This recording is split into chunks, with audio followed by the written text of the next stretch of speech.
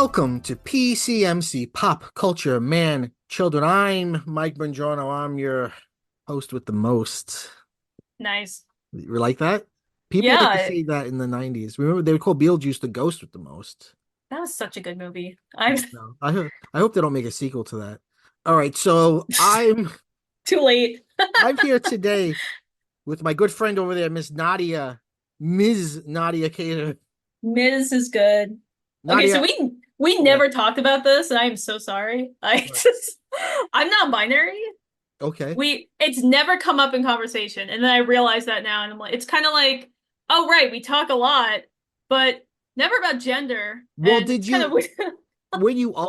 did you always think of yourself in that way? Or No, is it just in the something that last you've come to as you've grown to know yourself more?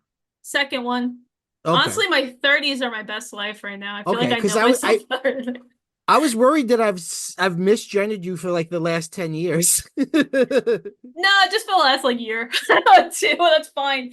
It's not offensive because identity is very like it's not static. It uh, changes, and we learn so much about ourselves over the course of a lifetime. do you Um, still use the name Nadia? yeah, I do. I go by my original pronunciation, Nadia. So that is the Arabic pronunciation. Nadia.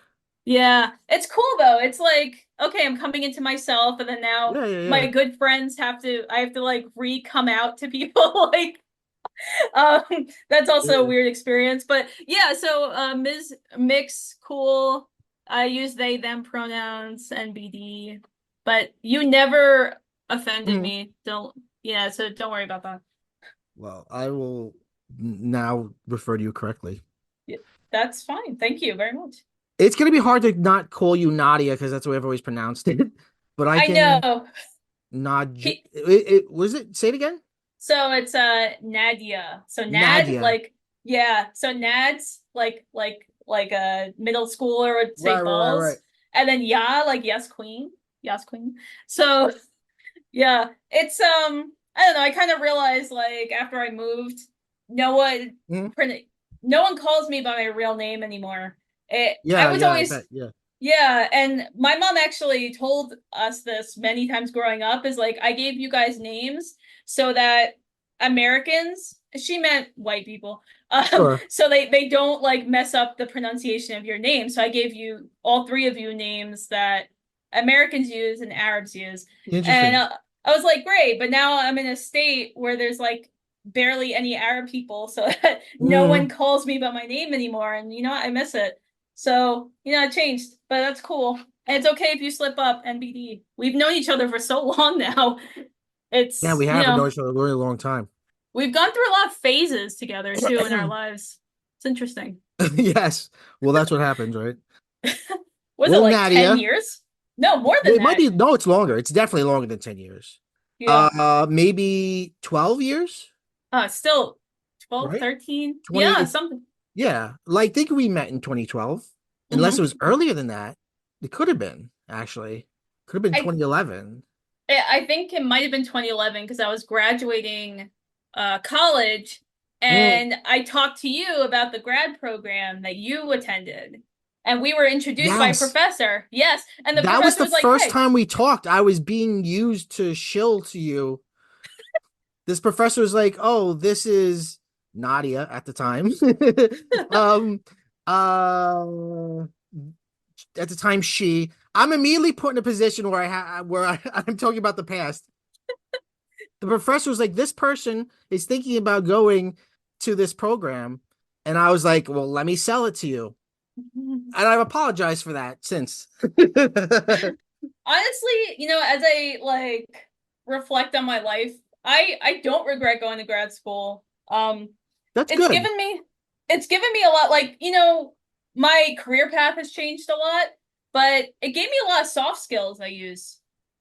Sure, I Even bet. though I had to pay a lot for that, but like in student Oh loans, man. but I I just found out my student loans are gonna like triple due to the fucking I was on the Biden plan, the save plan that was paying like really cheap amount every month. And the Republicans were like, Mike Bongiorno can't be allowed to eat. So Why do So they? they all the Republicans got together personally to because they were like Mike Bongiorno is living way too high on the hog. We gotta knock this guy down a few pegs. Well, at first it almost sounded like they were the crypt keeper, and now Yeah. they kind of just sound like a bunch of New York bullies. Yeah. Yeah, that's awful, and it's I feel like that's going to be one of the things we remember the most about the Biden presidency, unfortunately, is like how he promised student loan forgiveness and we didn't get it. But he fucking tried. He did. He He did not absolutely did. try. And for like the last year or so, I've been paying very little. I mean, like really little payments. Um, Now I would never. I would actually. I think the payments that I was paying, I think I would actually never pay it off. Like literally, I think mathematically, it would never be paid off.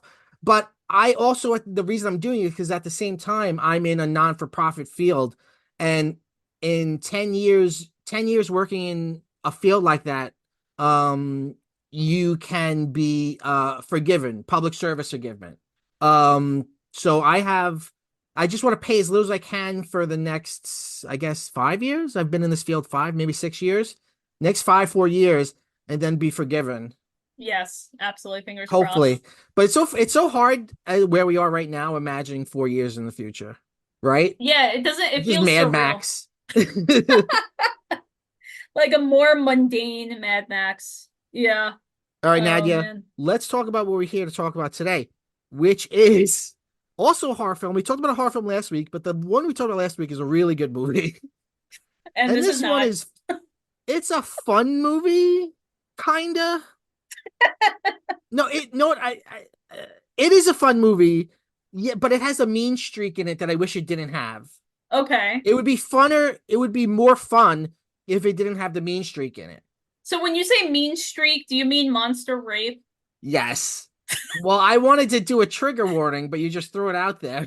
Well, you Trigger can warning, this movie we're talking about has sexual assaults and also animal abuse. So if you don't like hearing about things like that, then this is not the episode for you. And this movie does not treat these treat these issues with great respect either. no, no. There's also a lot of women in bikinis in Oh it, and yeah. like I understand that it's supposed to be a beach town, but I feel like in New Jersey It's or not. It's supposed to be a fishing town. How are there grizzled old men in like snow caps and then like girls in bikinis on the beach? Like what is the weather? I We have to say the yeah. name. We haven't said the name yet. Nadja. No, it's Nadia. Here's what I'm gonna do wrong. I'm gonna say Nadja, like the character from What We Do in the Shadows. Yeah, Nadia. It's all right. Nadia. It's yeah, it's cool. So the town is called Noyo? Like But what's what? the name of the film? We haven't said the Oh, name of the sorry. film. Oh my goodness, you're right. We didn't even say that. So, monster or humanoids from the deep, Yes, 1980. which Humanoids. It's called Humanoids from the Deep most places, yet in the film, the title card says monster, and then in little tiny, almost like like almost like they're trying to like sneak it past you, it says Humanoids from the Deep. I wonder if there was like a legal reason for that. Like it really looks hmm, like they don't want you to see parentheses humanoids from the deep, but that's what we call it. I kind of feel like though that title makes more sense because monster or monsters is so generic. Right. Any movie could be called that. In fact, there is a movie called that about a serial killer. Eileen Not a horror Werlos, film. yeah, Yeah. monster, right? I mean, Um. I guess she is a monster. Whatever. Anyway, Yeah. So, Humanoids from the Deep it's directed by Barbara Peterson and Jimmy T. Murakami. He's uncredited because he was the person who shot all the rape. Um, we'll talk about it a little I later. I They would want to be uncredited too. I Yeah, they put that stuff in there. Story by Frank Arnold and Martin B. Cohen. Screenplay by William Martin, although he's credited as Frederick James. Okay. Produced by Martin B. Cohen, Hunt Lowry, and executive produced by Roger Corman. This is a New World Picture, folks. That's the headline. This is a Roger Corman movie. And he passed away recently, which is actually why I watched this. Shudder, one of our favorite streaming services, They actually have a lot of Roger Corman stuff, and when he died, they put out a little Roger Corman collection. So I looked at some of his stuff. This is a good place to start. What do you think? What are your feelings on Roger Corman?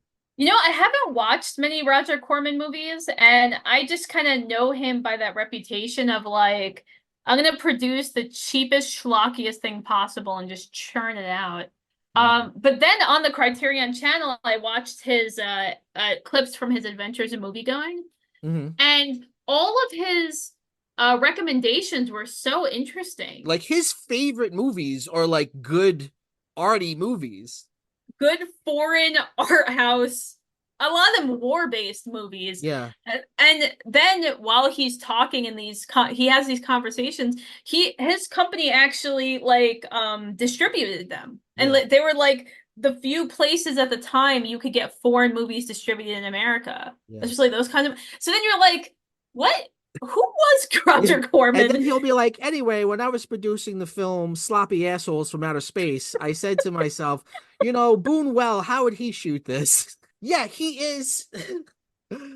I don't want to come from in the past, I've gone hard on him. I've come for him hard, and I don't want to do that. Um, his career, it seems like there's two people inside of him. There's the artist and then the businessman.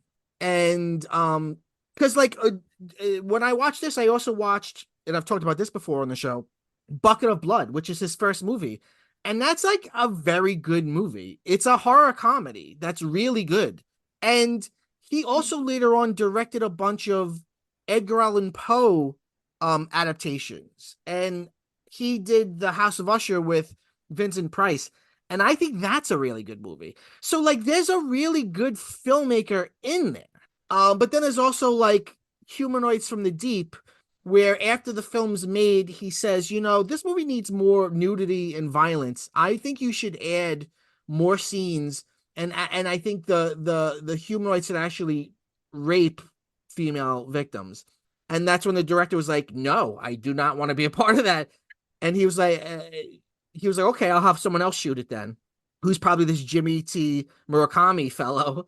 And he was like, "I'll show you the footage though before we put it out," which of course he didn't. They shot all that shit and just put it into the movie. And the director was unhappy with it. So was the lead actress. The lead actress wanted her name off the movie. She was like, "This is not the movie I wanted to make." And then Corman, in typical Corman fashion, was like, "I'll take your name off the movie. You just have to pay for us to redo the credits." And she was like, "No." And he was like, "Okay, then your name's like the movie." That's awful. What it makes me wonder though is like what kind of movie did they think they were making? I think they Like didn't think it was high art, but I think if you look at this movie and take away the gratuitous boobies and the very weird rape, because it's like a guy in a monster costume on top. I mean, we don't see thrusting, we don't see anything that bad, but it's unsettling. You see like guys in big rubber costumes on top of naked women. Um, if you take that stuff out, it's just a horror movie, which I think it would be fine. I mean, it's very derivative of Jaws. It's made in 1980, so it's got a lot of that Jaws in it. In the middle, it turns a little bit into like Friday the 13th. It ends with a scene taken right out of Alien. um, I mean, it wouldn't have been great, but I think you could easily watch. I mean, I was watching it again today before our recording, and I was like, you could cut out all of this rape. And then I went and learned after that was the shit that they reshot. yeah, it makes sense. Like It it's doesn't, not you don't need important to it. the plot. It's No. not needed really at all. I mean, is Um, rape needed in a movie? no, and it's like it, it's it's weird. Um, It's very uncomfortable this and movie's strange. yeah. This is like a small fishing town. A lot of Jaws again. There's Jaws vibes. The main character is this sort of dad bod guy named Jim who wears red flannel, And a blue and vest. yeah, and he's kind of a good guy, but he doesn't stop the bad guys doing what they do. He kind of enables the bad guys. Which the bad guys was also kind of confusing because I mean obviously the most bad guys are the monsters or the Right. humanoids, but then there's also like this jerk like this jerk, which there's always some jerk in a Flattery. small town, Slattery, Yeah. who wants the cannery to open so that Right. there's more jobs or whatever. Yeah. Um, but I don't think he actually works for the can. Like I wasn't sure what his connection was other than he supported it. I think he owns. Well, first of all, uh, when they put in the rape and gratuitous nudity to save time, Corman cut out some scenes, so there's the story probably made more sense in its original form. Mm-hmm. I believe there's a whole thing going on with Native Americans too. Slattery owns, I think, land, and they're going to build the cannery. Well, I should say the whole town's economy runs on salmon. They do salmon fishing. Salmon is like their whole economy. So they're going to do a cannery there where they, literally just can salmon and for mass, retail. Production, right? Yeah, and it's gonna bring jobs, and this character Johnny Eagle, who's Native American, he is against it. It's never totally clear why, but then at one point he says like that the land was taken from his people and he wants it. He doesn't want it. So maybe I think Slattery owns land that was his tribe's land, and Slattery really wants to have the cannery because he'll make a ton of money off of it. Right. But you Slattery's notice play. that, Yeah, go on. sorry. I was gonna say, like, an emphasis on the native guy. He's the only one, like, the only one in the movie, Yes, that's true. which is really odd. But And the Slattery keeps calling him this slur that I've never heard before. He calls him a braid. Did you notice that? He's like, oh, look at his braid. yeah, and I knew, and Have you ever heard obviously that? I haven't, but I made the connection. Right, I guess because like braids. I Like don't know if natives this have is really braids. offensive. I'm sorry. I was like, braid. What the fuck is that? It took me a minute. I mean, the guy also doesn't have a braid, so that's also like, Right. like he just has like late 70s, early 80s kind of feathery big hair, Yeah. like most of the people in this movie. Yeah. The great hair, Johnny. by the way. He's got the greatest name ever though. Johnny Eagle. That sounds like a hero I'm name. Johnny Eagle. Yeah, he's a good looking guy. So Slattery is played by Vic Morrow, who we all know was murdered by John Landis on the set of Twilight Zone. Well, I would say the helicopter was also complicit. Right, right. And John Landis's negligence and ego led to Vic Morrow's death and the death of Horrible two death. children extras. Yeah, horrible, horrible death. Yeah. Yeah, so oh man, yeah, that's another weird layer to that too, which is Yes. like when was the Twilight Zone movie? That was 80 84, 85. I don't remember. 80 82. That's when they were 82. filmed. Yeah, because I'm looking So up just two when years Tomorrow after died. this.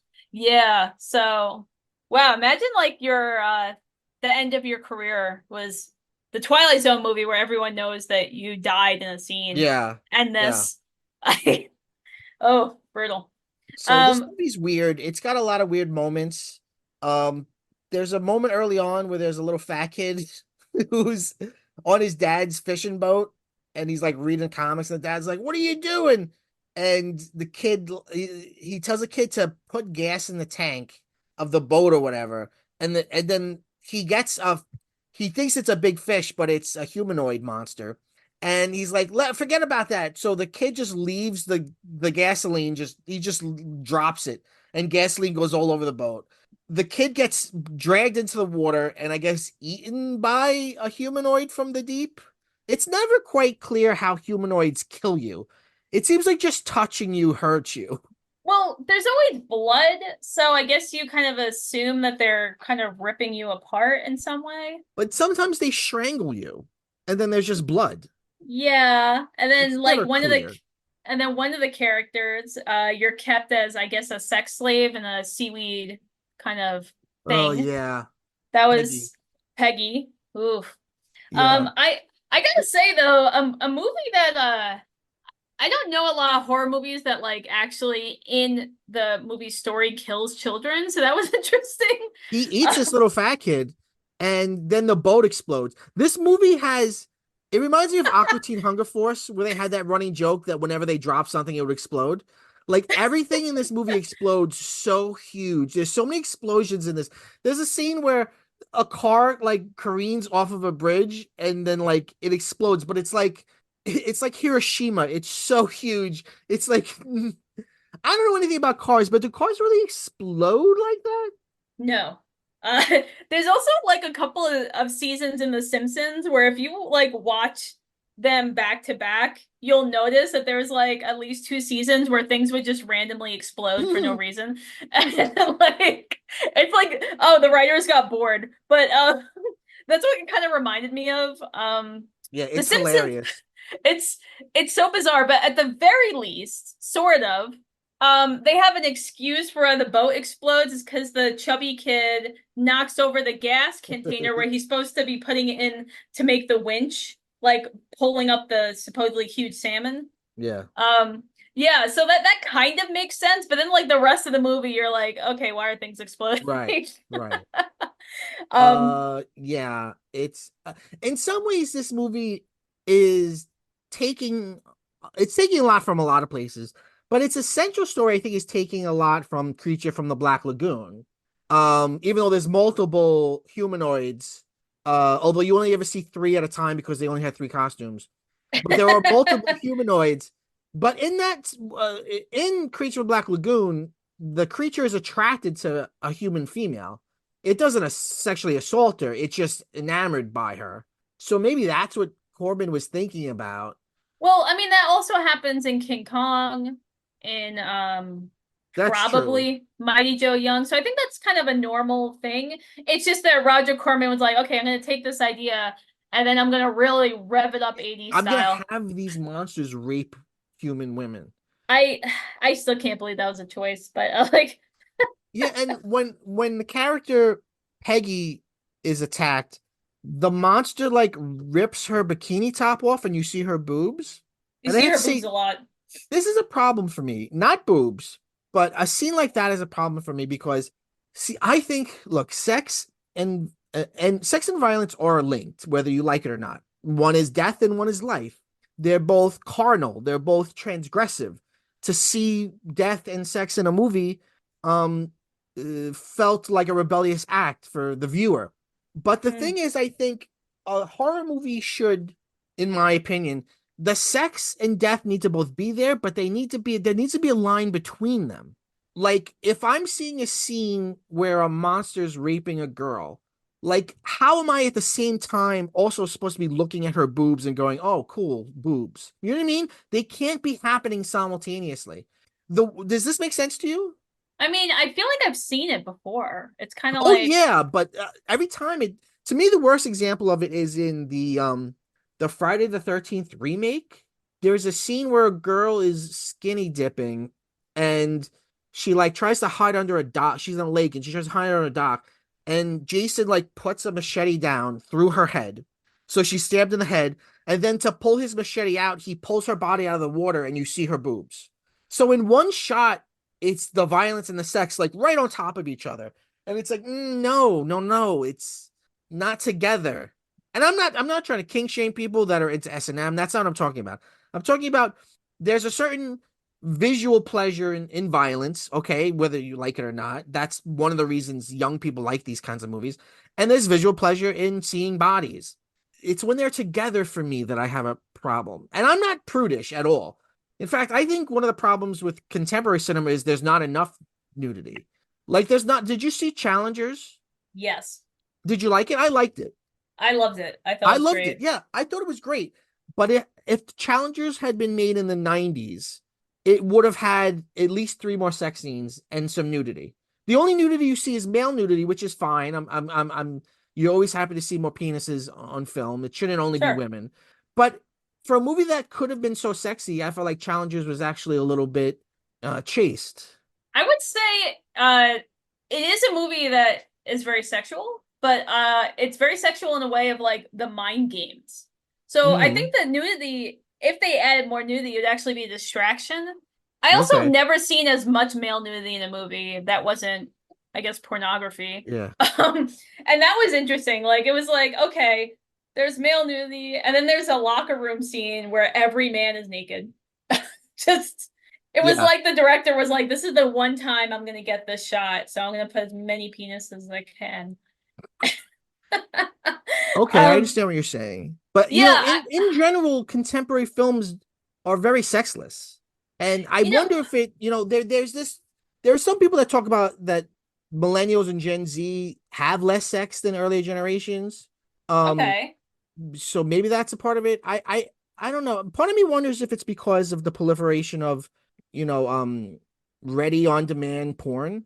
Like Hmm. why get your kicks at a movie theater seeing some beautiful women topless when on my phone I can get anything. You know what I mean? Maybe that's it. I mean, that could be a part of it. It could also be maybe we're finally getting to a point of where actresses can push back Yeah. on, and I feel like generally we hear a lot of stories about that kind of coercion. Yes, of course. Um, Yeah. and so maybe that's it could be like just changing audience. It could be changing ethics. We're Yeah. kind of seeing a little of that. Um, it is an interesting point. I don't know if there's exactly one right answer, but it is a good Some people point. blame Marvel, but I don't, people blame Marvel for all of cinema's current woes. I don't know. Maybe it has something to do with it. Because those movies are very sexless. Um, Yeah. Anyway, so Humanoids from the Deep. Oh, this movie also has a pretty brutal dog killing, which is another real um thing you don't see. Like you saw a little fat kid dog, and then you see a dog, like a cute dog. It's like going through the they let it outside, and then it's like going through the woods. Like you get the main guy Jim and his wife and baby. They live in like a cabin, and they seem to have a lot of land. So they let the dog Baron out, and Baron's like going through, and you see a lot of fog, and it's actually pretty cool looking. Um, but then like a humanoid like grabs it and like chokes it, and then like we see it later on like in a bloody pile, and then we see that every dog in town has been killed. Do you remember that plot point? I was wondering exactly what was going on in the world of the movie because that first scene, you could have kind of argued that the dog was infringing on the Right, humanoids' territory, but the second scene with all the dead dogs, it almost seemed like deliberate right. threat. And they weren't eaten. Like if they were eaten, you could easily go, okay, the humanoids eat dog, but But you they're could not. also So why would they the just kill all the dogs? well, I was wondering if the first dog was eaten because of the way it was just in a big pile of Mm, like you fur really and blood couldn't or tell. whatever. Yeah. Yeah, you really couldn't tell what you were looking at, but it obviously like the dog's head was severed from its body.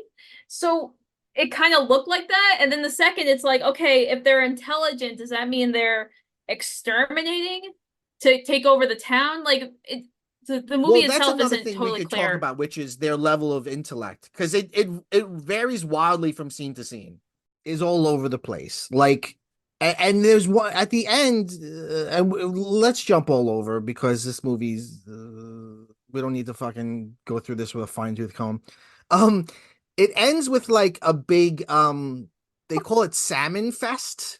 It's like the town's big it's like the town's big event every year. There's even like a girl named Miss Salmon, Little Miss Salmon, whose name is Candy, and of course she ends up topless at the end. Um, Oh God. so while that's going, so at the end, in that moment, at the end there, jumping all the way to the end, a bunch of humanoids start like breaking through the boardwalk and like running around and creating chaos. It's just like terrorizing people, and people are screaming. It's this whole huge thing. It's the big set piece at the end of this movie. While that's going on, it's cutting to Jim, the main character. His wife is at home, and there's a humanoid like stalking around their house, and that humanoid is acting like Michael Myers from Halloween. But and this wouldn't be so obvious if there were different points in the film, but in one moment you have like them running around like basically like wolves, and then cut to the humanoid at their house, and it's like cleverly stalking her, and it's like, well, what is the level of intellect here? Well, there's also like a lot of their intellect is less known through exposition. Yes. from the scientist lady that's studying them. Dr. So we don't, Susan Drake. yeah, like we don't really see them super intelligent, but it seems like they plan things sometimes, and other times they're just mindless creatures. It's very Right. odd. Also, their heads look like giant brains. Well, their heads look like their bodies look like Creature from the Black Lagoon, and their heads look like a combination of Audrey 2 from Little Shop of Horror, but then the back has brains like mutants from This Island Earth. I gotta say the head the body design is fine. I don't like the head design. Well, And it's also stupid. there's daytime scenes and there should really not be. They should only ever show it at night. I think this movie would have been kind of scarier if they did like the original cat people kind of thing, where it's like you don't really see the monster, but you see Right. like shadows or something. They do Like that for the they, first couple attacks, but then they're just like showing it. yeah, and they move very stupidly and Yeah. slowly. Is the Salmon Fest just a ripoff of Jaws? The whole well, they don't have it's the 4th of July, but they don't really show like a party in Jaws. But yeah, I mean, there's a lot of Jaws here. Well, I mean, like not really a party, but it's more like a whole town out. Isn't that like part of the plot point? One of the plot points of Jaws is like the Well, I mayor guess refuses to on close the the 4th of beach. July, everyone's at the beach. Right, but he didn't want to close the beach Mhm. because people are coming in, Yeah, yeah, and that yeah. was revenue. Yeah, so I think that was like the similar thing, except this one was like I don't know, salmon bikini ladies, which is also confusing because it's like a fishing town. So are you trying to make it a tourist attraction? Right. Uh, The radio station is called KFFSH, K-Fish. Hilarious. Right. We see a DJ uh uh coming to them live from Fish Fest or from Salmon Fest. Yeah, and his co-host is a woman in a bikini wearing is Miss Salmon The salmon. wearing At in one a point, bikini is such. I don't know if they show how she gets topless, but at one point during the sort of bacchanal at the end when everyone's fighting, you see her topless and she's like throwing rocks and beating up a thing one of them. And the actress said, at least I got to not be a victim. At least I got to, fight with my boobs out. And high heels. She was wearing high heels too, which is God so bless her. weird. Um, that's true. Did you get the feeling like I was kind of waiting for the radio host to kind of basically throw her to the creatures to Yes, save because he's himself? all creepy and hitting on her. He's like, "Oh, I might have my hands full." It's like, "All right, well, okay, calm down." Yes, And you're then wait. like they get it, they attack. But again, like just them touching you, like the humanoid comes up to the DJ, like swipes at him, and like half of its chest is gone, and then it's like jumping on the girl. Yeah, it's very odd. It's like okay, so I guess at this point, and then there's a point in the movie where the again, I don't remember anyone's names because they really don't matter. But Yeah, the one scientist is just like, oh well, now they probably see humans as a threat and they're taking us out. And I'm like, what told you that? What? right. It's like you're telling us that because you read the script, but what in this movie? The I guess the other protagonist is Dr. Susan Drake, our scientist, and she does not take her top off. And she was the actress that wanted her name off the movie, but wouldn't pay for them to redo the credits. Um, and she plays a pretty good character, pretty strong character. The director of the film identifies as a feminist and was really upset by what Corman did to the movie. The she's like kind of like sci-fi movie scientist. Like I know what's going on. I could give you a lot of exposition. Um, I'm kind of just like in safari clothes. um, because she's a woman, everybody's like nobody really hits on her, but everyone's like, she's a sweet little scientist, isn't she? this Well, this little honey's quite a scientist. yeah, all the grizzled fishermen. The women Yeah, in bikinis don't seem to have much to say to her. yeah, There's not really a lot of women talking to each other in this movie. yeah. But it's of course it doesn't pass the Bechdel test. But No. um the she's the reason for all this, right? She works for the cannery, and I guess the cannery has their own genetics laboratory. I don't know how they fund that. I thought mostly they just can fish, but so she was genetically altering salmon to make them bigger and beefier and more And grow plentiful. faster. Yeah. Right. But some of her genetically modified salmon got out into the water by mistake, and they don't grow into the humanoids. The humanoids are this other fish that's like an ancient fish that I don't even know the name of. I don't know if it's a real fish or not. And those It fish, is. it is. It's a yeah, so it's a I can't pronounce it, man. Coathalin, something like that. So basically, Does it look like a humanoid? uh God, I don't know. I gotta look up what this stupid fish looks like. But I'm googling what base kind of fish or humanoids from the deep. See if I get anything. yeah. Colac Colacanth. So anyway, I remember because I used to like buy trivia books when I was little. I used to read them a lot. And this fish was thought to be extinct for like millions of years.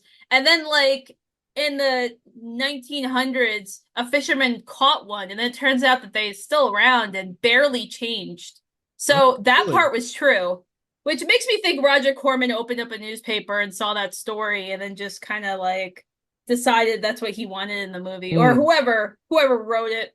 Yeah, so those fish eat the modified salmon, and that makes them evolve super fast and become humanoid.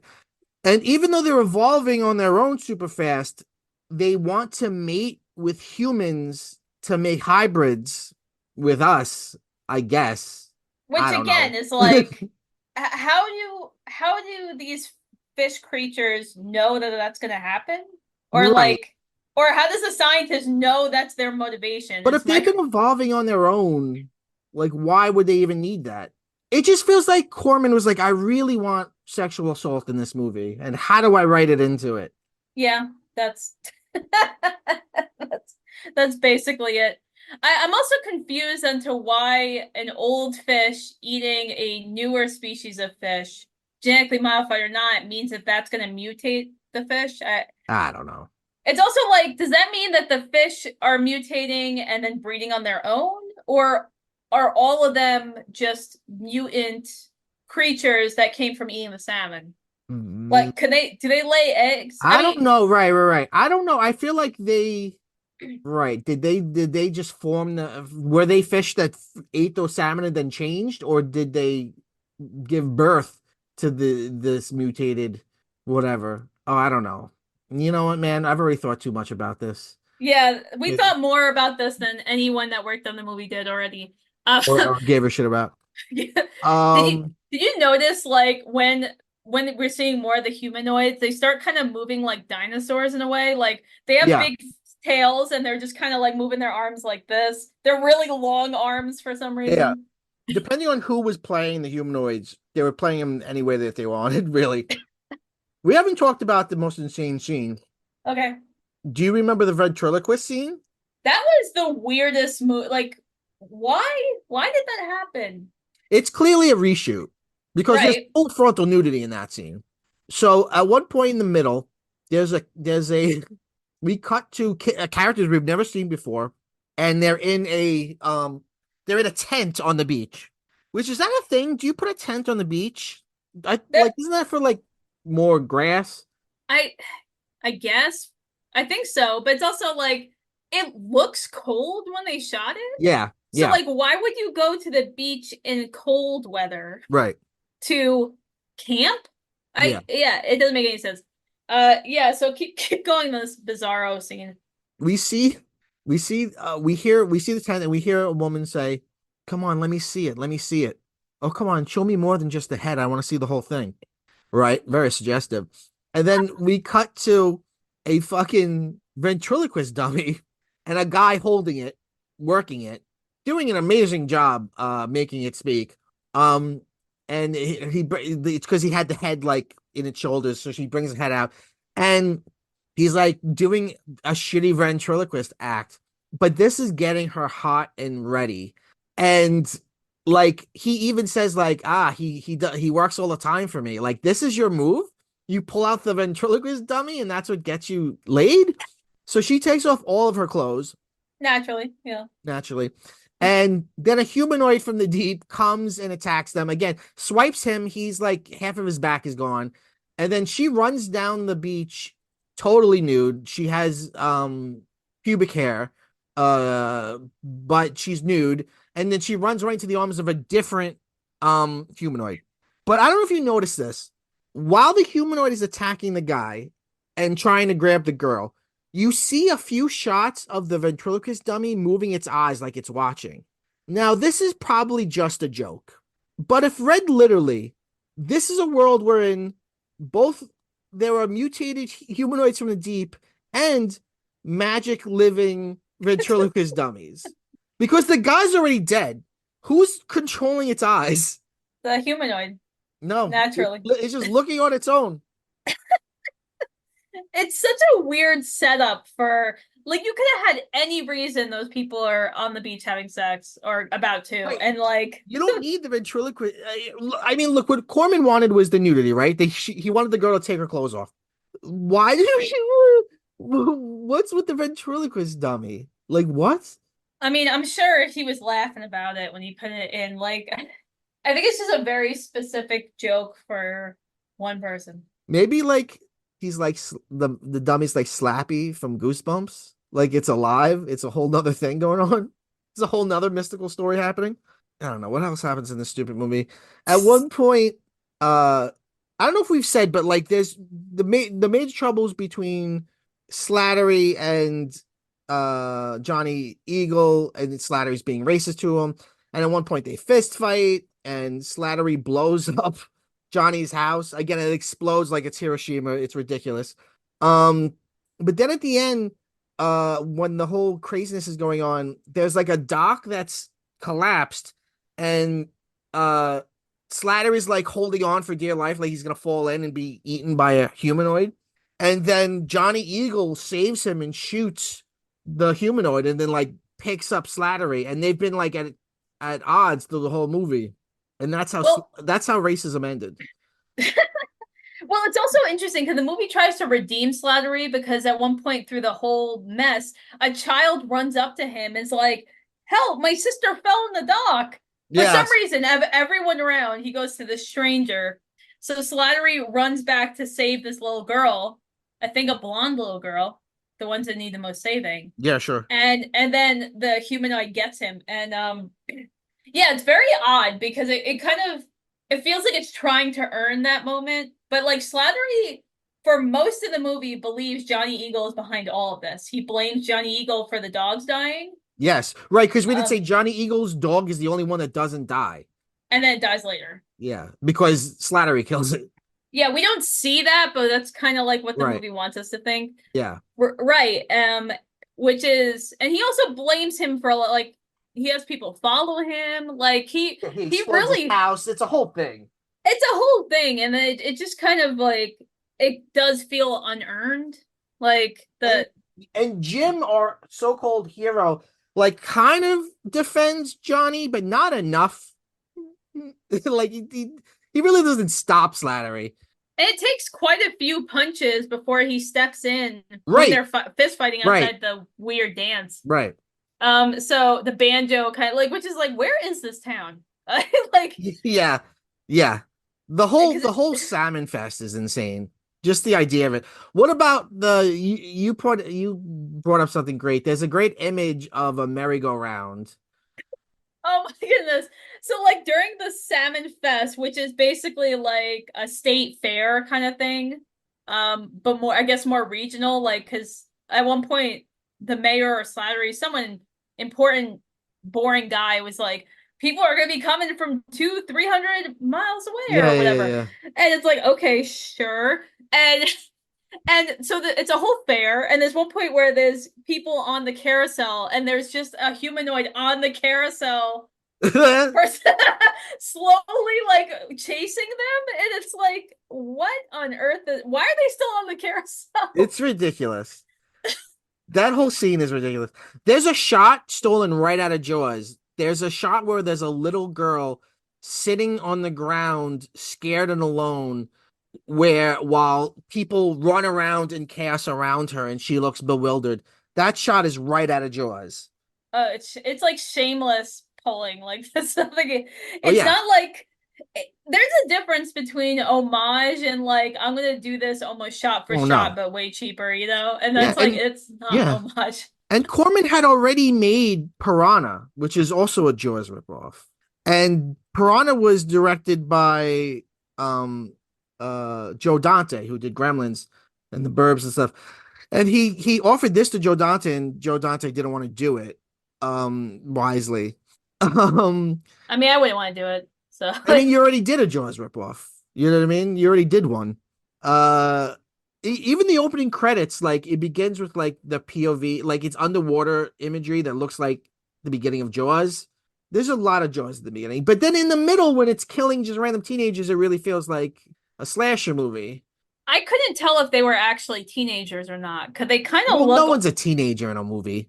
I mean, yeah, the actors, sure, but it's like the way the people also treated them were either like teenagers or people in their 20s or Oh, 30s. It maybe, was very, maybe. it was confusing. But famously, teenagers or swoon to ventriloquist dummies. No woman in her 20s would take off her clothes for a ventriloquist dummy. And there's only like four teenagers in this movie. It's Yes. just And one Native American representing all of them. right. Yeah, because at one point Slattery's like Johnny Eagle is getting all the the representatives from all the tribes to come take the Right, because he land tells them I'm back. going to sue you and get my land back, and that's going to fuck up the cannery deal. Yeah, which is like, but where's the rest of the community? Why is he the only person here? I mean, I guess we know why, It's but not really clear why Johnny Eagle doesn't want a cannery.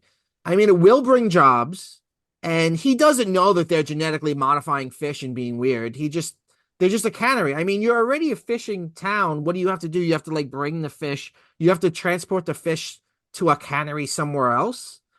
I guess like again, a lot of ideas in this movie are not really explored. And I think that was kind of an environmentalist message of just like, because obviously, I mean, we know this because we live in the world Yeah. that those kind of factories do, unprecedented damage to the ecosystem Okay. and they pollute a lot. So, Okay. but yeah, again, it's like really half-assed in this movie. Yeah, there's not motivations aren't totally clear. No, which brings me to the motivation of the again, I can't remember her name, man. The scientist. What's her name? Susan Drake, Dr. Susan Drake. Okay, Dr. Susan Drake's motivations throughout this movie are very confusing I because think she's feels guilty over her part in it, I guess. sure, but I mean it kind of doesn't she doesn't really seem to her the her dialogue doesn't speak to that so much as I wanted to tell people, but the cannery told me no. Well, she's What also in her own movie. Like her tone is totally off from the movie she's in. She's like really like playing it up like it's a melodrama. yeah, it it's very weird. It's the direction was maybe not Can you imagine the being best. her and you were like, this is a movie. I read a good script. I wanted to make it. And then you show up for the premiere and there's all this nudity you didn't see. And then all of a sudden there's that ventriloquist dummy scene that you I didn't feel even know was coming. I mean, I feel like most actors must feel that way because they film things out of order, so they don't really. And what's written down is not always going to look like what's going to be in the script. You also don't know Yeah. what's going to be edited. So yeah, I mean, I would be pissed. I'm sure, like definitely. But yeah. So anyway, what I was saying about Dr. Susan Drake was I read the end. So just to move things along, so like the character Peggy, who is assaulted by the sea creature, she kind of disappears for most of the movie, Yes. like the rest of the movie, and then at the end she comes back and she's giving birth. Yeah, this is And the very last scene. yeah, and right before that scene, some of the characters are like, "Hey, where's the sign? Where's Susan Drake?" And they're like, "Oh, she had to rush back to her lab or whatever." Yeah. And then it's like you Peggy is in labor and you think it's Susan Drake, but the thing is she's wearing a mask and she doesn't have much of a personality and everyone has big off blonde 80s hair in this I movie. th So Do you think it's her? I thought it was her. I thought it was her, but again I had to make assumptions. Right, right. And then But it's you like, do, okay, yeah. well, I was thinking like, okay, so she's helping Peggy Being a give scientist birth. doesn't mean you're a doctor that can, like, you know what I mean? Well, being a geneticist doesn't mean you can do anything Susan Drake does. It's like kind of movie scientists from the 80s Right, where that's true. because you're a scientist, you can do almost anything. Like But when you like saw her giving birth, right? She's in labor. Did you know exactly where it was going? I had a feeling it would go. I didn't think it would be a direct Alien ripoff, which it was, but Yeah. I knew she was going to give birth to a monster. I'm like, as soon as I saw that they didn't touch her, I'm like, oh, but I mean, she didn't Also, have blood or we've stuff, seen her been raped by a monster, so and now she's giving birth, so it's like, uh-oh, which is this is gonna like, be a monster okay, baby. so But right. But the she monster doesn't has come. sperm. It doesn't come out of her. It performs its own C-section and does like the chest burster from Alien. Yeah, but bursts out of her stomach. The burst out of her stomach, and it looks like a little. It looks a little like Alien, but it's like a little humanoid, Yeah, it was that and was that's dumb. it. That's the movie. It made me think though, like so for most of the movie, you're not sure of Drake's like motivations really. Like it seems like she's part of the good guys, but then she rushed to her lab, and it's like if you knew that this was happening, right? Or making the connection of where the characters are like, "Where's Dr. Drake?" and then to the labor scene, it makes you think like then she was hiding something again. Because why would she let this come to term? Right.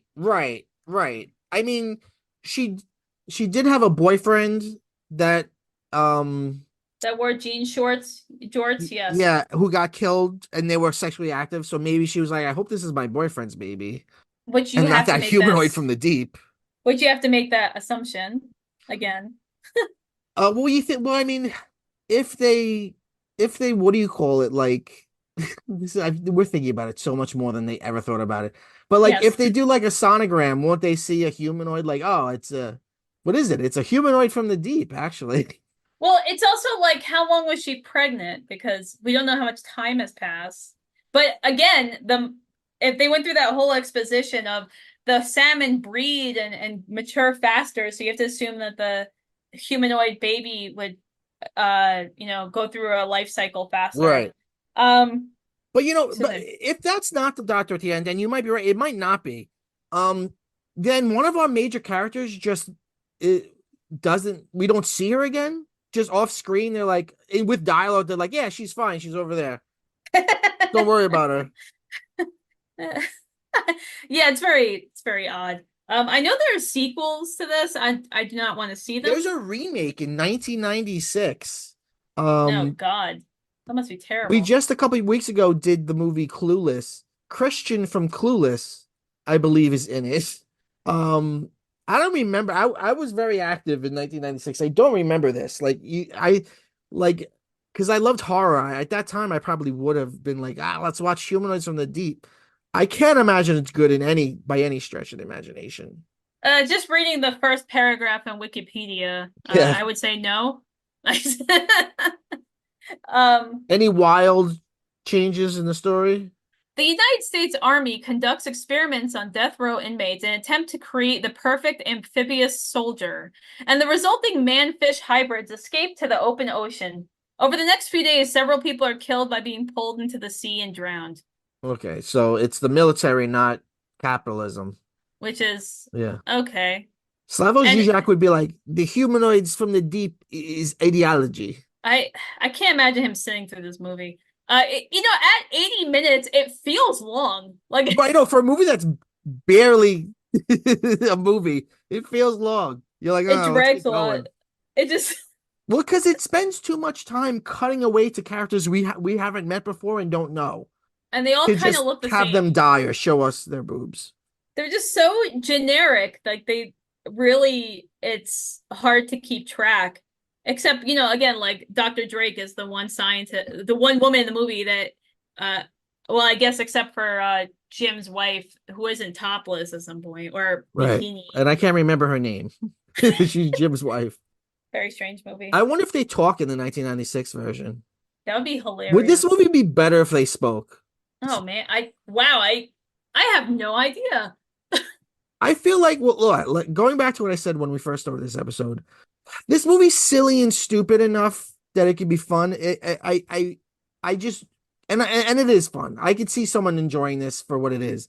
But if it didn't have the rape adds a mean streak to it that makes it you're less apt to enjoy it on a fun level. Well, I think it also speaks to the times like that we're living in. It's kind of like that shock value doesn't really have the same effect. Like I'm not saying people really loved rape in the 80s, but it's like in that Right, time right, it's right. really like transgressive. And now like I guess it still is, but like you said, in a mean-spirited way, not really more of like a thrills and chills kind of way. It just Yeah. feels unnecessary. Would you recommend this movie? I was just gonna say, Nadia, would you recommend this movie? Absolutely not. Well, is this gonna be in your repertoire? Will you watch this again every Halloween? Like, it's time for I don't. Monster. Humanoids from the deep. I think if anything, I would see if the 90s movie is any more interesting or maybe watch Creature from the Black Lagoon, which I haven't Yeah, seen. I was gonna say maybe the one way you can get something interesting out of this critically is to read it through that movie. Because and then you could. Um, although that's not I don't like that movie that much either. That's my least favorite. Oh no, it's not. That's one of that's my second least favorite Universal horror movie. The most would be Mummy. The Mummy's a terrible movie. Really? Yeah, it's not good. It's not good. Because it's boring. It's boring. It's yeah, and it's also like the exact same plot as Dracula. Um, Hmm. it's weird. Anyway, so that's two thumbs up from us. Humanoids from the D from 1980. God, we've said it all. You've said it Yeah. all. You have any other points to bring up? I mean, I guess if I was really stoned, I would say Oh this is yeah, a dumb horror movie to watch where you don't totally have to think it. Obviously, like you've said throughout this episode, we thought way more about this than anyone right. would or should. Um, Yeah, I think it could be a party movie. It could be a party movie. You know what I mean? Just like, what do you want to put on? Like, just put on Humanoids from the Deep, and then people are drinking and smoking, and they're like, "What the fuck is this on the screen?" You know what yeah. I mean? You know what was also a weird inconsistency was like how much it took to kill the humanoids. Because some of Yes. them it would be like one or two shots, and then others it would like Johnny Eagle was using a harpoon gun at one point, Yes. which is Oh, like yeah. I was like, how tough are these things? There's I a great scene where you see a bunch of like good old boys surrounding a humanoid, and they all have like bats, and they bludgeon it. It's pretty hilarious. that was yeah, that was something else. Um I wow. Okay, so like looking at so Johnny Eagles, the actor who played him, Anthony Pina, I'm just looking at what else he's done. He was on The Young and the Restless for like 20 plus years. Good for him. And Porky's too, the next day. Oh Is that boy. really what they call that movie? Yeah. Yes, it is. That's the name of There, that film. yeah, so except for Vic Morrow, I think everyone else in this movie doesn't really have a career, do they? I Yeah, I don't know what Jim has done. he was on the series The Doug Virginian, McClure, what was he on? something called The Virginian, which was a Western television show from the Okay. 60s. Like, all right. He's in the Maverick movie from 1994. He's on one episode of Heat of the Night. He's on one episode of Matlock. So he did a lot of TV. Yeah. It One episode of also Evening Shade. yeah, it doesn't seem like people really did much. The director, Barbara Peters, seems to like she just after this mess, she was like, I'm going to television. And just like directed television episodes for most of her career. Oh, good for Um, her. There's a lot of money in TV. Or there was. So good for her.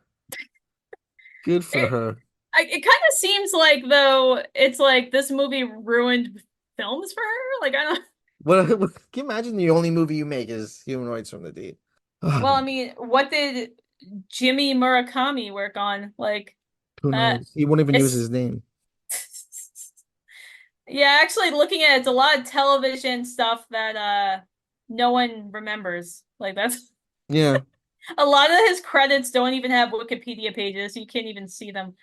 Like what Well, he was worked this? on Heavy Metal, the movie, the animated movie. Um, Yeah. What? No, And we actually we haven't said the score to this movie is James Horner, who's a real person that does stuff.